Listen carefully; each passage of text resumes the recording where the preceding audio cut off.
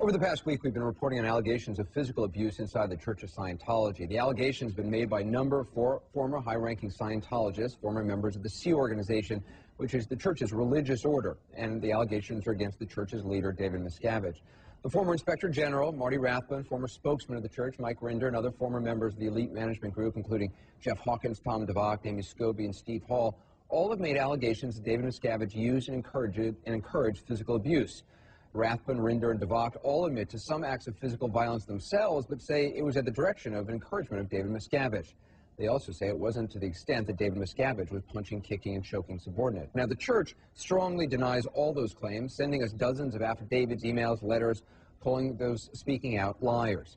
They say Miscavige never abused members and insist only the accusers were the abusers. They also say it was because of that abuse that they were removed from positions of power within the church. Now, earlier this week, we spoke with the ex-wives of some of the men making the claims of abuse. The women, who are current high-ranking seniors in the Church of Scientology, told us that their ex-husbands are bitter and out to destroy the person who removed them from power, saying they're working in collusion in an attempt to seek revenge against the church's leaders.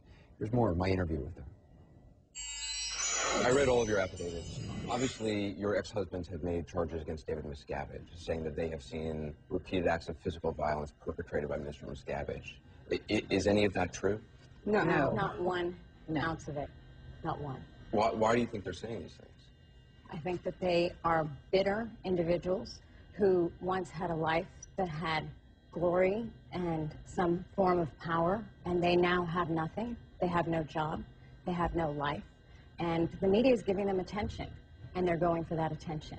But we personally know, I mean, I slept with Tom DeVock for almost 20 years. I knew every inch of him. If he ever complained about something, if he had a headache, if he had a backache, he had me rub his feet at night. I mean, I was his wife. I never saw one scratch. I never saw one bruise. I never saw one black eye, nothing. Nor did he complain about anything personally. And he would have told me, because anything that would happen, I would know about. And besides that, that's not the character of Mr. David Miscavige. Nothing like that. It's outrageous that these men are doing that, and they're bitter, and they're getting attention from the media. And you were married to Marty Rathbun? 15 years. I know the man better than anybody else. Now, you got to understand, Marty Rathbun is a liar, okay? When he left, he's alleging that when he left in 2004, it was because he witnessed Mr. Miscavige beating somebody up or whatever. Right after he left, I'm the first person he called. He called me right away. And it never came up. He never mentioned it, okay? He says that he did mention it to you. No, he did not. Absolutely not. It's a lie. Catherine, you were married to Jeff Hawkins? Yes, I was married to Jeff Hawkins during the entire time of these allegations that he said apparently happened. I was, we were very close, obviously. We were married. He used to tell me about everything he did, the meetings he went to, etc. He never mentioned one thing. To the contrary, he mentioned to me how much Mr. David Miscavige supported him, how much he believed in him. Catherine, you were married to Mike Rinder. Yeah, I was. For a long time.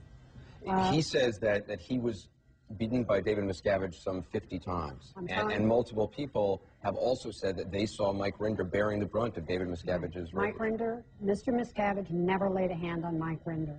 I lived with Mike Rinder for over 35 years. I know every square inch of Mike Rinder's body. I know everything that's ever happened to him, every accident, every time he broke his wrist.